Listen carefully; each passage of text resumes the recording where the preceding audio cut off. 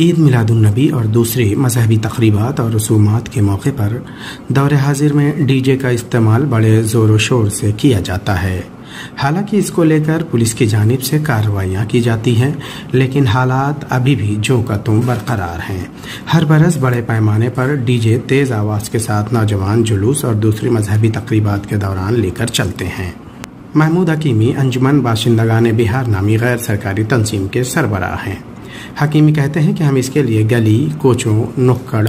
محلوں اور مساجد میں جا کر اس بیداری مہم کے ذریعے معاشرے کی بااثر شخصیات کے ذریعے اس بات کی اپیل کریں گے تاکہ ڈی جے کے استعمال پر مکمل پابندی عائد کی جا سکے۔ ممبئی کی غیر سرکاری تنظیم نے ڈی جے کے استعمال کو لے کر ایک بیداری مہم کا آغاز کیا ہے۔ تنظیم کے ممبران مقامی پولیس تھانے اور ممبئی پولیس کے اعلیٰ افسران سے ملاقات کر رہے ہیں اور یہ مطالبہ کر رہے ہیں کہ اس کی نہ تو شریعت میں اجازت ہے اور نہ ہی قانونی اجازت ہے۔ اس کے لیے پولیس سخت ہو اور تنظیم کے کارکنان کے ساتھ اس دوران جب اس کا استعمال نوجوان کر رہے ہوں تو ان سے سختی سے پیش آئیں اور کارروائی کریں۔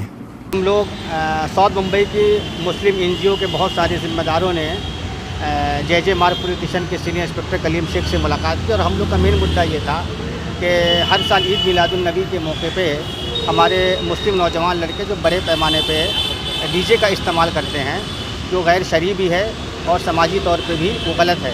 ہم لوگ اس مہم میں شامل ہیں اور ہم لوگ چاہتے ہیں کہ وہ بالکل ڈی جے کا جو معاملہ ہے عید میلاد النبی کے تعلق سے جو ہمارے نوجوان لڑکیوں سے ملوث رہتے ہیں، کروڑ روپیہ خرچ کرتے ہیں، تو اس کے خلاف ہم لوگ ہیں۔ اس کا سماجی بائیکاٹ، شرعی بائیکاٹ کرنے کے لیے ہم لوگ مختلف جگہوں پہ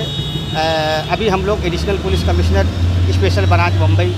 ان سے بھی ہم نے ملاقات کی، ان سے بھی ہم نے نویدن کیا ہے۔ ابھی جے مار پولیس اسٹیشن کے سینئر انسپکٹر کلیم شیخ صاحب سے بھی ہم نے ملاقات کیا ہے کہ اس مہم میں ہمارا ساتھ دیں، کیونکہ پولیس کے بغیر تعاون کے ہم لوگ جو ہے نا اس مہم میں کامیاب نہیں ہو سکتے ہیں۔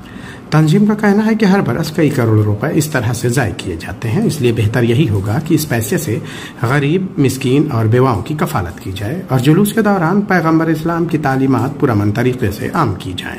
تاکہ ہر شخص پیغمبر اسلام کے بتائے ہوئے راستے پر چلے، کیونکہ پیغمبر اسلام اور ان کی نصیحتیں، ان کی تعلیمات کسی مخصوص طبقے کے لیے نہیں تھی بلکہ وہ عالم انسان کے لیے تھیں۔